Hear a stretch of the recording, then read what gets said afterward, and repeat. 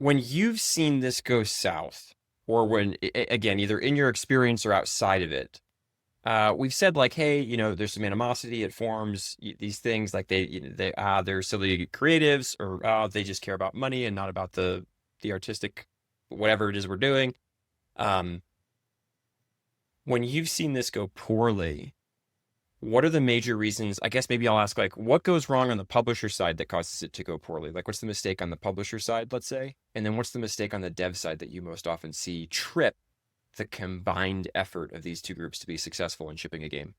Um, I guess I'll say what I think like a fundamental flaw on all sides of the equation, or a fundamental risk on all sides of the equation, is like somebody else has a better way of phrasing this, that but I always phrase it as like new, like exponentially increases complexity and risk.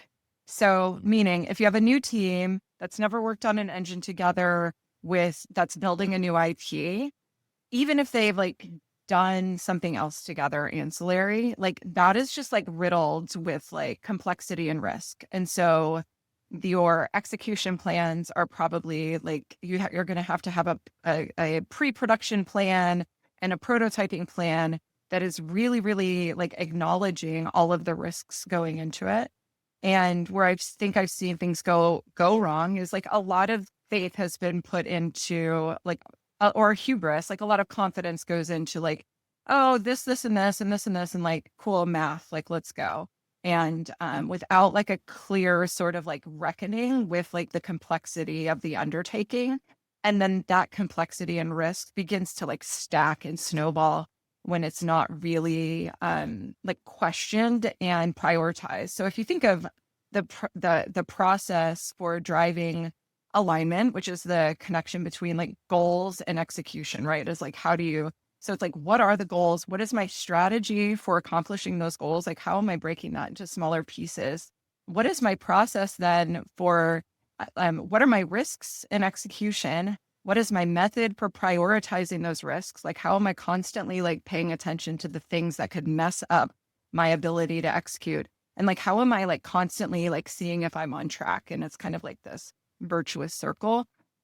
So I think that fundamental flaw is like not really being like exhaustive and thinking about what are the risks, like what are we worried about here, Right. and like how are we seeing if we're like still on track or not. And that comes into play on both sides of the equation. There's so I loved how you said it. Like the more things that you would say are new, Yeah. there's just sort of like, hey, congratulations, you just went from like Right. one in Right. 20 A succeed to club one in sandwich 40 of succeed to one in complexity. Yeah. 100 succeed. Like you're Right. just stacking your failure chance to some extent, especially if you don't take that seriously.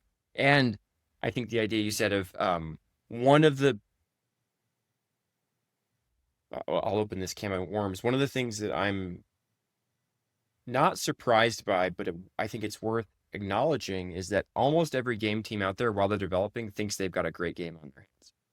Yeah. Um, and this makes sense. They're deeply engaged in that work emotionally and actually.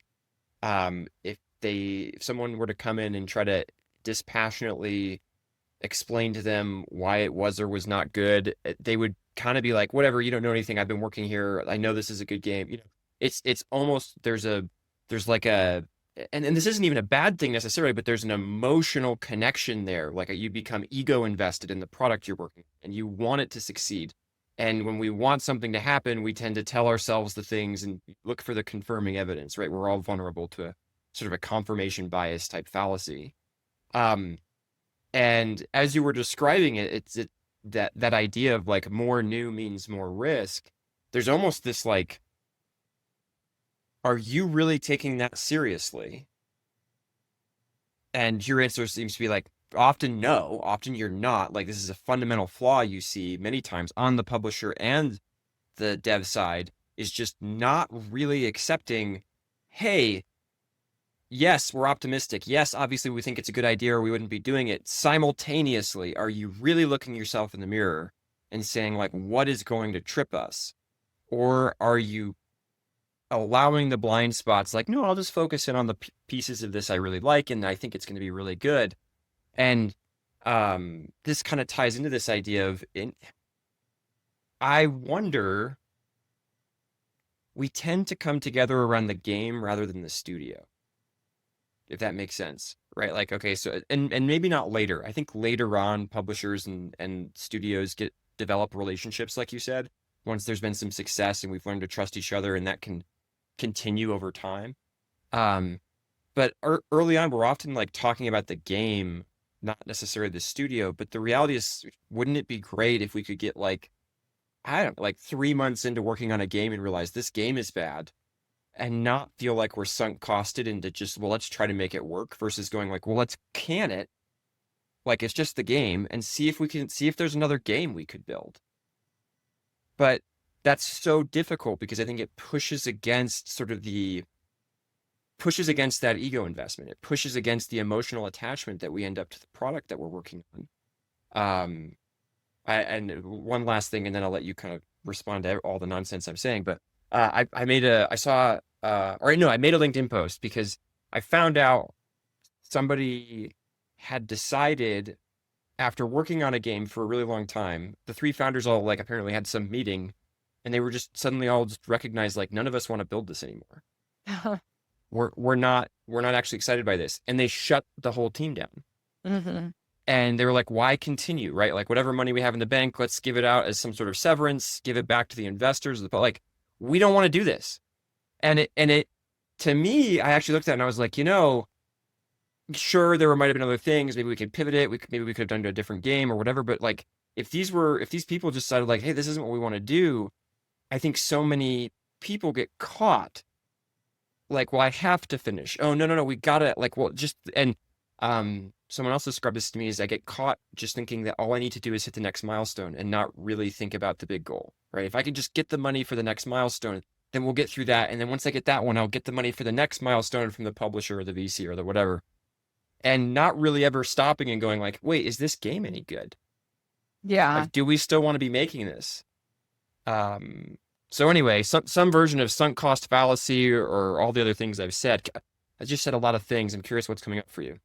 Well, If you lead teams in game or software development and you're tired of wasteful and unreliable estimation, I've built an online course just for you. It's called Advanced Estimation for Game and Software Development, and it's a self-paced course with over 15 hours of content, real-world examples, and tools you can start using right away. Estimation doesn't have to be a morale-draining mess. Planning doesn't have to feel unrealistic and contrived.